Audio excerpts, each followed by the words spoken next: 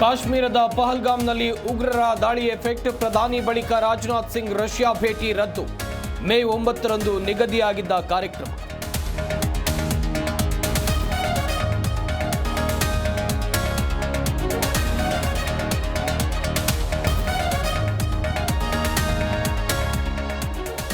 ಭಾರತದ ಪ್ರತೀಕಾರದ ದಾಳಿಯ ಭೀತಿಗೆ ಪಾಕ್ ತತ್ತರ. ವಿಶ್ವಸಂಸ್ಥೆ ಬಳಿಕ ಸೌದಿ ಅರೇಬಿಯಾ ಮೊರೆ ಹೋದ ಶಹಬಾಜ್.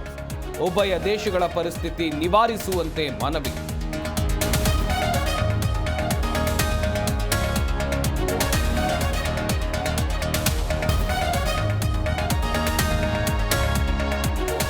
ದೇಶಕ್ಕಾಗಿ ಯುದ್ಧ ಮಾಡೋದಕ್ಕೆ ನಾನ್ ರೆಡಿ. ಬಾಂಬ್ ಕಟ್ಕೊಂಡು ಪಾಕಿಸ್ತಾನಕ್ಕೆ ಹೋಗ್ತೀನಿ. ಹೊಸಪೇಟೆಯಲ್ಲಿ ಸಚಿವ ಜಮೀರ್ ಅಹ್ಮದ್ ಖಾನ್ ಹೇಳಿಕೆ.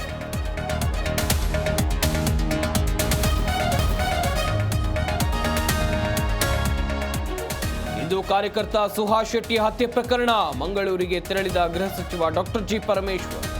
ಕಾನೂನು ಸುವ್ಯವಸ್ಥೆ ಕುರಿತು ಕಮಿಷನರ್ ಜೊತೆ ಸಭೆ.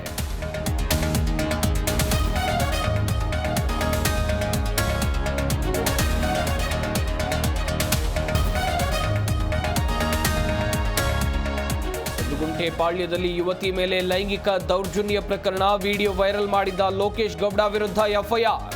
ಸಂತ್ರಸ್ತ ಯುವತಿ ನೀಡಿದ ದೂರಿನ ಮೇರೆಗೆ ಕೇಸ್.